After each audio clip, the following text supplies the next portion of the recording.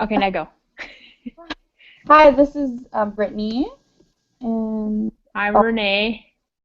and this is Amazing Grace, last Google Hangout. And okay, so I guess I'm going to start off.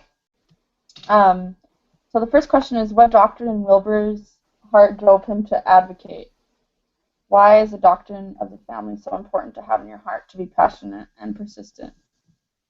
Um, so because I don't know, the movie was it was interesting, but it was a little bit hard for me to understand. I put Wilbur kept having dreams about slavery and that he should stick up for the slaves and change things around, and he could have chosen to deny all the revelation or whatever he was getting, those dreams and his duty, but then he would have been left unsettled. And um what doctrine oh my gosh, what doctrine in Wilbur's heart drove him to advocate? Well, like he believed that the family was very important, and um he believed that everyone is supposed to be created equal, and I think that's part of the reason why I drove him to advocate. I think that's the key doctrine right there. It's just like that he did believe that everybody should be treated equal. And that's a doctrine that we are all children of our heavenly Father. And like his love for humanity, it was just like it was he didn't it was had nothing to do with color. Like he just loved everyone, you know. Um and he just wanted everybody to be treated fairly. So he fought a lot for justice and equality. But I think that doctrine of like how everyone is a child of God is probably like the main doctrine that he had that really pushed him. So right. Says, why is the doctrine of the family so important to have in your heart to be passionate and persistent? Um, I think it's so important because um, not just because the gospel teaches us, because not everyone has a gospel, but because if we don't think of the family, then we'll obviously have more problems. Like those people that thought it was okay to have all those slaves and stuff. Like they obviously weren't thinking of the family; they're thinking of themselves. They're thinking of, oh, I want to have people. Well, they're thinking of color. They're thinking of all these devil things, and they're thinking, oh, well, I could pay this person really cheap. I could pay this. I don't have to pay this person anything or close to nothing. Also to do work for me, um, and that I guess that's an example of having not having the family doctrine of the family in their hearts. But it's important because if we don't have that, then obviously problems arise. Not just slavery, but like more divorce, more um, child trafficking, all that stuff. Yeah. I think another reason to have it in your heart at all times, like when you're advocating for the family, is because like it gives you motivation to keep going. Because if you were to just go and you didn't really have a basis for fighting for a cause, it was your opinion, it would be hard to argue that. But I think his passion, the doctrine of like we are all created equal, that is what drove him. And like even when he wanted to give up, it was the love of his family, his future family, that was like, I need to finish this, you know? And he got married. And he's just like, well, she helped me, make a decision of to keep going, and I think that's something I think we talk about that later. I'll talk about that in the next question. But anyways, it is important to have that doctrine so that when the fighting gets hard, then you can keep moving forward. Very good. Did you start a mission? Didn't you I say did. that's so cool? How old are you? Don't mind me asking. I'll be 26 next month. Really looks. You look younger than that. That's not Thanks. old. I mean, My husband's a little bit younger than I am, oh, that's so fine as long as he's mature. I'm sure he is. yeah. No, we have a lot of differences in our relationship. Like, That's okay. he's half Mexican and half Native American. So cool. You guys are gonna He's have kids. younger than I am. Yeah. So, anyways, we have a lot of diversity just between us. It's great. Wow, that's cool. All right, you ready for number two? Yeah. Okay. How did Wilbur employ a theoretical approach to become a more effective advocate? Identify at least one thing in each system to be specific. So in the Bronfenbrenner, the first one is the microsystem. So like the thing that I had for him in the microsystem was just mostly just himself and his background and like his experiences is what I think really helped him become an effective advocate. He was a great speaker, and his wife was also a great help to him, and the preacher growing up as well. Those would have been in his microsystem. Um. Good. That's good. Oh, am I interrupting you? Sorry, I was gonna say something. No, I'm done with that Oh, part. I thought you were gonna say something. Very good. I totally agree with that. Gosh, you're such a deep thinker. You're gonna be a great advocate. So I put through the microsystem, Wilbur employed a theoretical approach, and in what was it, the ZenEngageBrain.com, one of the where it talks about microsystem, macrosystem, it says that the family is the primary socializer. Oh my gosh, I can't even speak. What the heck? Socializer of the child, and that it has the most significant impact on the child's development. A child who is not adequately nurtured or loved may have developmental problems. In the microsystem, the peer group is a setting in which children get a sense of who they are. And I put, if a slave doesn't have a peer he can really talk to, because I don't know, like I was never a slave, or I don't know a lot about it, but I would imagine What? that not a lot of them can like socialize with each other a lot. I'm assuming they don't have a lot of that because maybe they have some of it, but not like a normal person, like us fortunate people would have, and that interferes with the growing stages. And then, oh my gosh, this is part of the immune system. Sorry, my writing. Okay, I guess that's what I put. I thought I put more of that. All right. What about for the mesosystem? Oh, I put through the mesosystem, Wilbur tried to advocate for the slaves and for people in general. And put many of the slaves were children, and a lot of the children couldn't go to school because they were slaves and they had to work. And these children couldn't really have like a normal life like a lot of the kids did.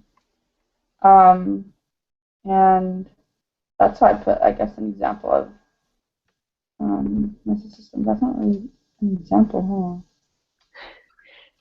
One of the things that I put for the mesosystem was kind of like that little gang that he put together of all those people that were trying to gather evidence and that were pro-abolition. And I think they really had an impact on like his fairly close surroundings, and he spent a lot of time with them, and especially the prime minister guy. I can't remember his last name, but anyway, that's what I put in the mesosystem, where kind of like his little group of friends that were trying to advocate That's for the good. abolition. That's good. Let's see. For the other one, exosystem. We were supposed to use that too, right? Right. And I put Wilbur used the well, through the exosystem.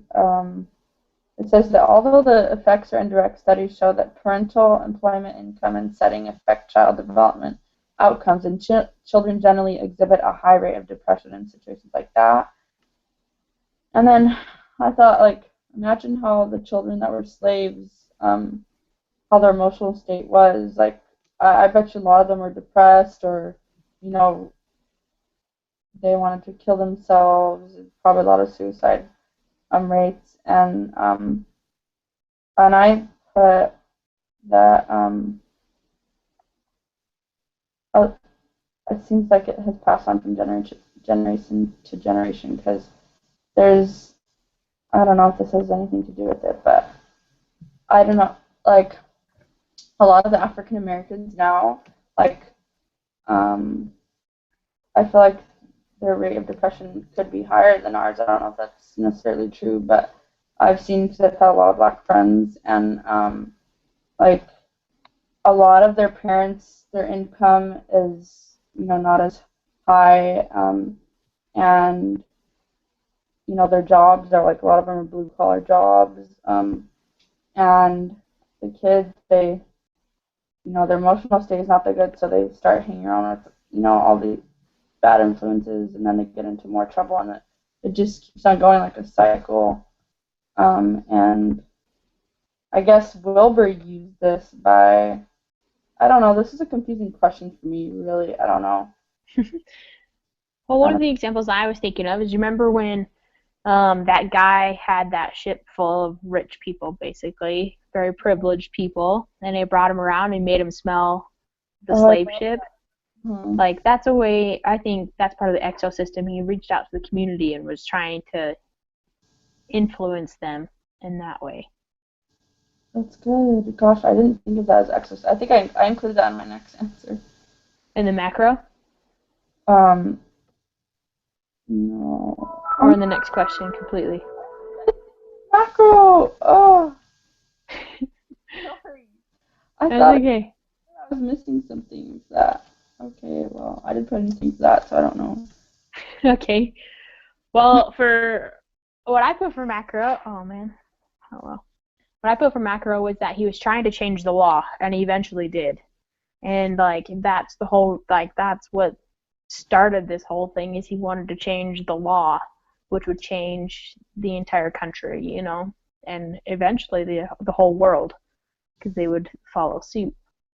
Um, but so that was my example of the macro system. That's good. That's so good.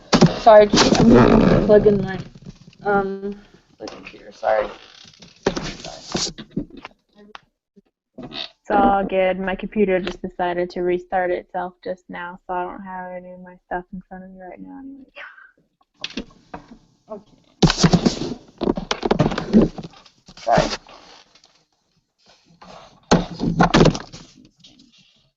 Um. All So, right, what's the next question on there? how did Wilbur and his fellow advocates do? How did Wilbur and his fellow advocates do and share their research? What evidence did they provide to persuade those opposing or on the fence? I just put, in the movie, Wilbur tried to persuade people by telling them. Oh, I gave that as an example. He tried to persuade the people by telling them stories about. He told them a couple stories about slaves and my sister. And I used the example of like the boat, the Madagascar boat. How he's Mhm. telling them about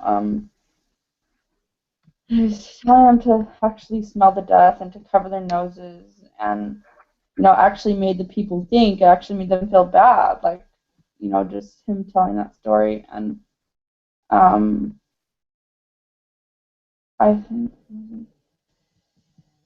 I think he also, like, that petition was pretty good evidence, and then um, having that one guy, I can't remember his name right now, come over and sign the petition in front of everybody, you know, that had to take a lot of guts on his part, I know, I don't because know he, how. like, was totally betraying his party and what they thought, and but I think he had a lot of influence on a lot of those people to kind of, you know, don't be afraid to stand up and do what you know is right. Very good. I know that was good. Okay. what else can I add to that question? Well, Can you read the whole question again? Sorry. how did Wilbur and his fellow advocates do and share their research? What evidence did they provide to persuade those opposing on the fence? I can't remember what evidence he used to provide those. He persuaded them, or what evidence? Well, what about Oh, he shared like, first-hand accounts? You know? yeah, that's what he shared, but I can't think of anything else besides the first-hand accounts. I guess that is evidence. He's talking about some in Africa. I don't remember everything, but yeah, that's only evidence I could think. But I think he did something more also, didn't he? I don't know. Yeah, well, he went around from like every port. He went around to the different ports and he was trying to gather evidence. Like that was his research. Like they researched for an entire year and they gathered more and more information and they did that petition. I think the petition is probably like the biggest piece of evidence that they could present, that really got people thinking. That's something, get over 300,000 signatures in that day was like big. It was something to be noticed. That's true. Very good, and he answered that question perfectly. I guess the next question. How does the film portray the importance of working together as a group? What has family advocacy group work taught you? I noticed that in this movie, like, at first, like, it was kind of hard for them to work as a group. It was kind of hard to convince the other guy, the Wilbur's friend, the prime minister, I don't know, to work with him. It was kind of hard for Wilbur to convince that guy to work with him, and then actually vice versa. Not really vice versa. Mm-hmm.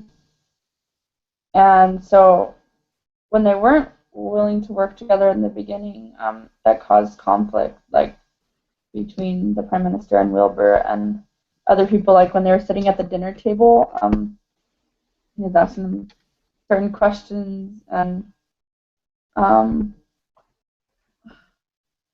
when I guess everyone was trying to make a point at that dinner table, and I guess it portrays the importance of working as a group, because later they did end up working as a group and they got a lot accomplished, rather than just one person. Like I think, wasn't it at first like he was standing up in the courtroom, like he was the one mainly saying something, but there wasn't like really anybody else on his side saying anything, or right? So when you have people working as a group, it just, like when you have more than one person trying to prove a point or try to change something, it makes others think for some reason. I guess unity has a strong impact on people. I don't know what I'm saying. Yeah. No, I think like I just think of networking. Like he knew so many people and he knew how to make a difference, and he may have started alone at first, but then he got to know other people and he got to know who's going to be on his side.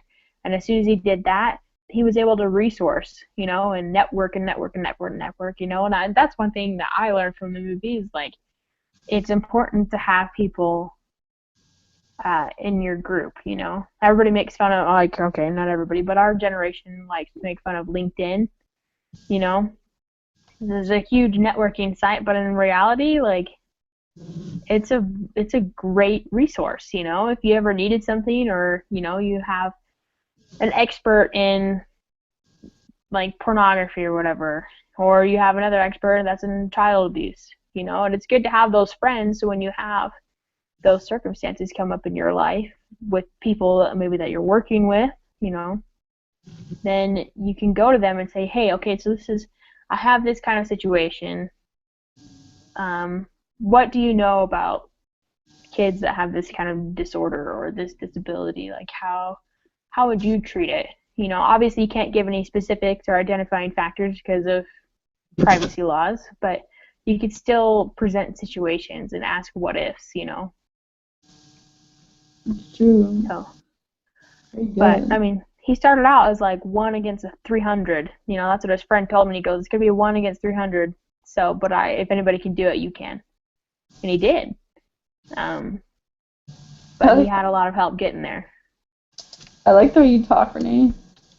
You're going to be a very good spokesperson if that's what you decide to do. Thanks. You're welcome. Definitely leader, honey. I've tried this whole following thing and I don't do very well at it. That's It's good. really hard. Leader. But okay. Anything else? So like in our little group of 5 people, what did you learn about family advocacy? That, before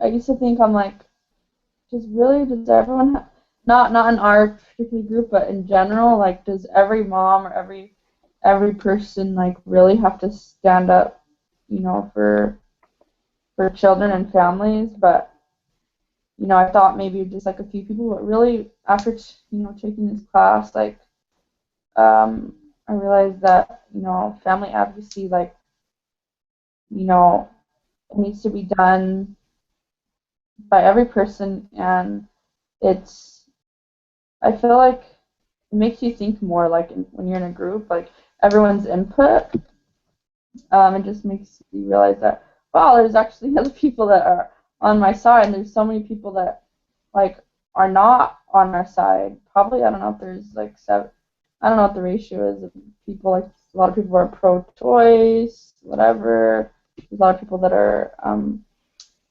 against the family, and it's nice, when you have a group of people to work with that, I feel like your point will be heard more, like I was saying before, I guess. I didn't think that I wrote. I'm looking at my screen. Family advocacy work has taught me that not everyone will be on the same page, but that compromise and listening to others is, essential if you want to really work things out, if you want something to be heard, because you can't, like, go in front of a judge and say, like, a bunch of different things. Y'all decide on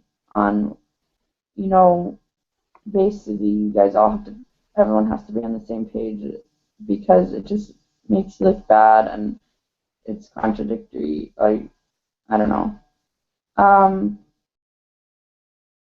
Yeah, we all basically have to be in unison with each other if we're going to advocate for the family. Yeah. I mean, not everybody's going to believe exactly what you believe. I mean, even within the church, we have different ideas of how to raise the ideal family. Yes, there's certain foundations that the gospel teaches, but then there's the little things that the Lord's like, that's your choice, And so and everybody has their own opinion about what kind of parenting style is the best, I'm not talking about like the authoritarian, authoritative, and passive parenting. I'm talking about other like specific types of parenting, like should your children have a curfew? Mm-hmm. What kind of dating can they do at age 16? Are you going to let them go on single dates, or they can only go on group dates, And those are kind of things that are just like individual family based. And so, but it's important to have like a set of standards, which the church does, It's called the commandments. It's called the articles of faith. Those are something that we all agree on. That's just part of our religion, but there's so many aspects of the religion that are just so individual. But no, I totally agree with what you said, though. Like, everybody has their own opinion, but it's important for us to unite on certain aspects of the family. So, all right, next question. So Marcia Barlow spoke on persuasive speaking and writing. Did Wilbur and others exemplify any of Marcia's ideas, and how so? I think he definitely tried. So sometimes, like, his voice just kind of got drowned out by everybody yelling at him. But I mean, he told, like, just him telling the story about how his preacher friend was, had worked with the slaves before, and then he repented and wrote the song Amazing Grace. And, like, that was a story of, that was kind of like a story of me. And then they said the story of us, where, like, what is going to be done with the slaves throughout the entire trade. And then the story of now is, like, we need to change. But what were some of the things that you thought? Well, I watched some of her clip today, just a little bit, just her, and I like how she said, this is one thing she put, she said, no matter what the situation is, you tell a story. And she says, everyone that you come in contact with are predisposed to listen to stories, because we're human. And then I put that he definitely did exemplify that. He told stories to people and they actually listened, and a lot of them actually, started to cry, like, because they felt, because the story sometimes can get to you more than any, actual facts, like stories can really get to you. And then that I love how she compared storytelling to the scriptures and prophets as well as Jesus Christ. And people were against Wilbur, but once, like I said, once they listened to what he said, once they heard what he said and listened, like once he started to tell a story, they actually began to listen. And he was persuasive with them by telling them a lot of stories, and that wasn't the only thing he did, but I don't know. That's my thought. Awesome. All right. So I'm gonna keep going because I gotta Yeah. get this peer review done before midnight. So, okay. What role did the government, policy, and religious freedom play in the fight of the slave trade? Did you see their political systems being pro-family? Why or why not? And answer all questions. Okay. Well, first, because I put the government played a big role in the fight of the. Did they play a big? Well, I guess the government. Well, okay. Sorry, I was kind of. I didn't know what to put for this one, but I put that was one of his main deciding factors for what could go on in the slave trade. I saw their system being like pro-white family. Yeah. And like how like they cared about the white people being okay and established and those kinds of things, and that's why they didn't want to give up their livelihood. That's why they didn't want to give up to slavery, because life was good and they didn't want to have to give that up. But like at the same time, it wasn't for everyone. And it was just what I saw is like religion was the complete opposite of what their quote unquote comfortable living or like their living conditions were, And it's just like, okay, so you can't possibly say that you believe in the same God that I do when you think it's okay to beat someone to the extent that you do. Yeah.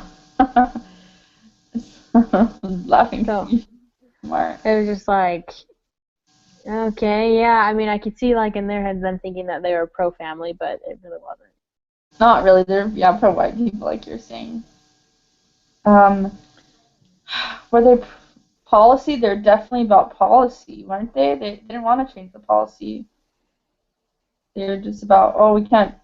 I remember in the beginning, I forgot who it was that said it, but I don't know if it was the prime minister or someone else. They were saying, I think it was in the courtroom, that, oh, you're trying to change like the Constitution or our country, like by changing the law, basically.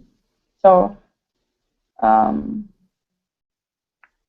know at the very beginning, the text, it talked about like how Great Britain or England at that time was like the greatest superpower. So they had all this power and they didn't want to give it up.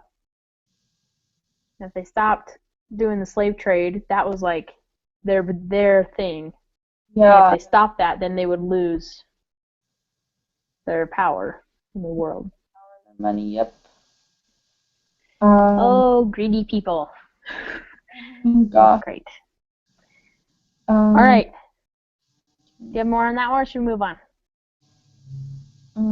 there's nope. That's basically it. Yeah. Okay. Do you really So- wait? Do you think your political system was pro-family? Oh, forget it. We already answered that question. Good. Sorry. All right. You also. Okay. Huh? I said I have a lot to do also, so I don't know why I keep talking. Do you feel that Wilbur used his time on Earth well? How did you see him showing the elements of consecration that Elder Christofferson spoke of? I felt that he did. Well, like maybe I don't know how old he was when he started doing it, but he was pretty young. I don't know. I mean, he looked 30 actually. I don't know how old he was, but I think he did. He tried to fight for the family, and he fought for equal rights for everybody. And he listened to his visions, or I think they're visions, but he listened to his dreams, and I think God and everyone was proud of him for that. In the end, even the people that didn't agree with him in the beginning, some of them are probably thankful that he did that, even though they would never admit it. But Yeah.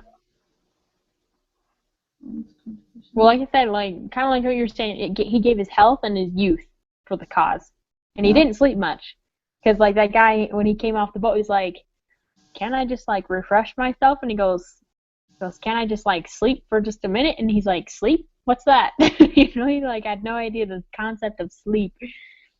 But I think another thing, when Elder Christofferson was talking about living a consecrated life, he talked about repentance as well. And I think that played a big part at the beginning of Wilbur's journey, where he was conflicted because he didn't think that politics and religion could coexist. Mm-hmm. But he found a way to make them coexist. And I think that is a huge part of, that consecration that Elder Christofferson was talking about as well. Yeah, I agree. And he even though he didn't think that he could do it, he did end up standing up for the family, and he felt bad about thinking that I think he felt bad about about hesitating to do it, not standing up for God, not but then he decided to do it, so that's good. Yeah. He wanted to live righteously, quote unquote. All right. Ready to move on? Yeah, one more question, huh? Right? Huh? There's 3 more questions. What? There's 3? Oh, yeah. There's 11 questions. Okay. Any other profound thoughts or personal insights from the movie that are related to child and family advocacy? What really stood out to me was that the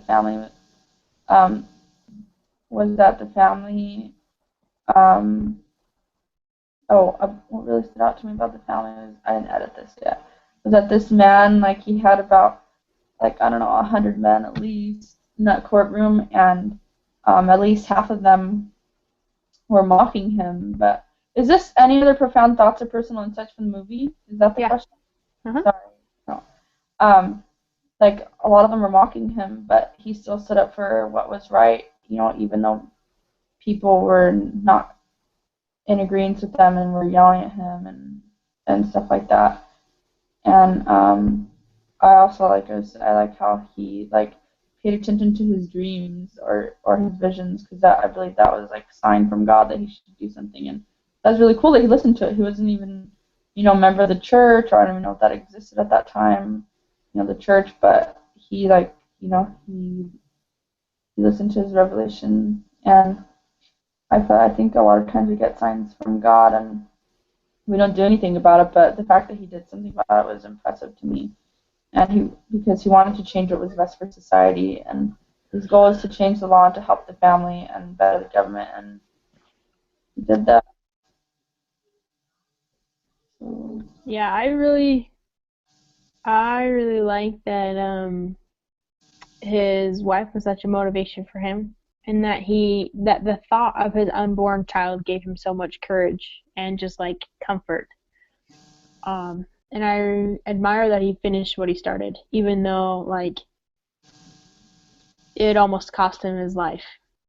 But it was just that one last push that he needed. So a lot of I know. admiration. I don't know if I could do that. Hopefully, I could one day. Okay, number 10. What is your understanding of the doctrine of the family at the beginning of the semester, and how has it changed? I put at the beginning of the semester. I knew that um, the doctrine of the family, was that like I don't know if this is doctrine. Sometimes I get confused, but well, I guess it's doctrine, but I don't know. But I knew that the doctrine of the family, that families were meant to be together. We're meant to stick together, no matter what, and we're supposed to, do that peacefully. And through this course, it has taught me that there are always ways to make your family or a family like stick together, and we have to be willing to advocate to others. We have to be willing to stand up for our families, and if we don't stand up for them, like our families will be affected by that, and then through those effects, like we could, potentially lose our families, and then it's bad all around. And I put there's a time and place for everything, but now that I know that I should be more involved, like verbally standing up for the family, because I did that before, but it just caused contention. But you know what? I don't care. Well, you shouldn't. I don't know. I think there's a time and place for everything. Also, like maybe not every single time someone makes a comment, but like probably like a lot of times you should just listen to the spirit. I think that's the most thing to do. That's our put. Sweet. I think the biggest thing, like, for me that I learned was that the importance of family is going to be taught in the gospel. And the secular, like the worldly view about the family is not where you should go to look for what's going to make your family happy. But even though facts are good and they're awesome, it's not, everybody's different. You are not the statistic every time.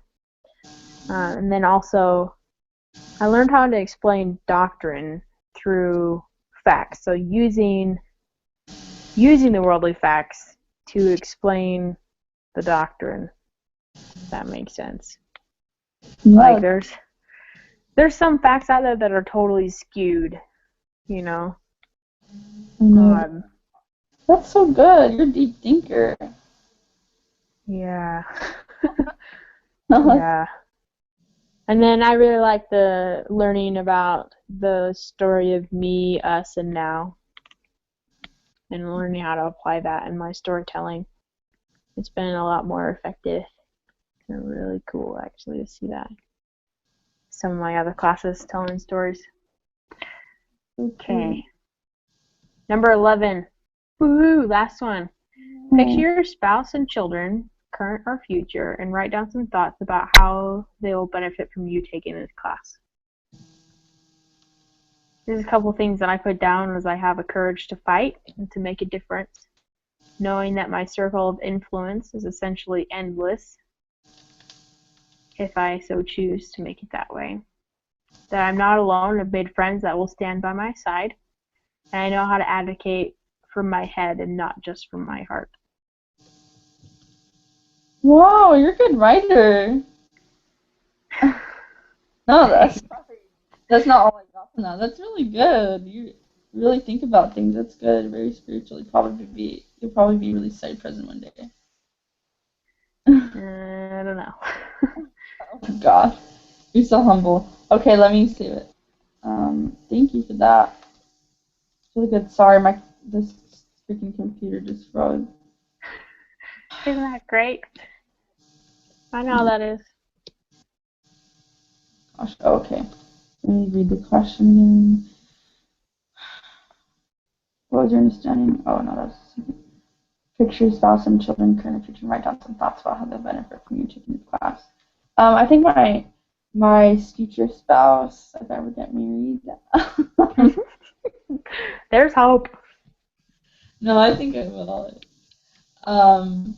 I think they'll benefit taking my future spouse and kids because I'll have a lot more to be informed about. Like it won't just be just my opinions. Talking with my spouse about my opinions, which is good, but also I can have facts to kind of like back me up. And if my kids ever have problems at school, or which they will have problems at school around their neighborhood or whatever it is, and they're going to hear a lot of opposition, and I'll be able to like inform them in a way that I know to be best. And with my spouse, I can inform him about like all the effects of pornography. Mm-hmm.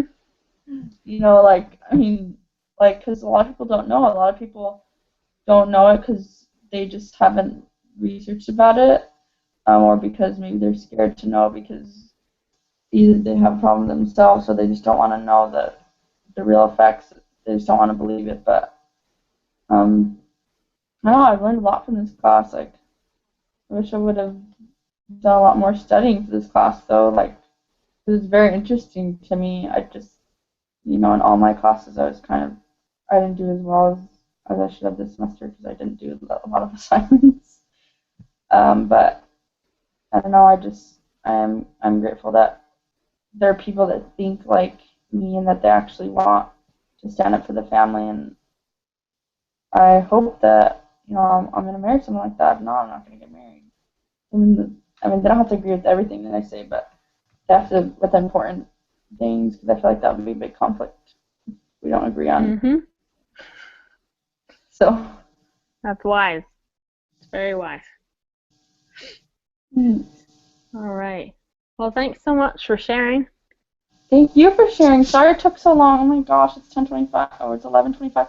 It's 11:25 there. Oh my Yeah. God. So I'm gonna get going, but okay.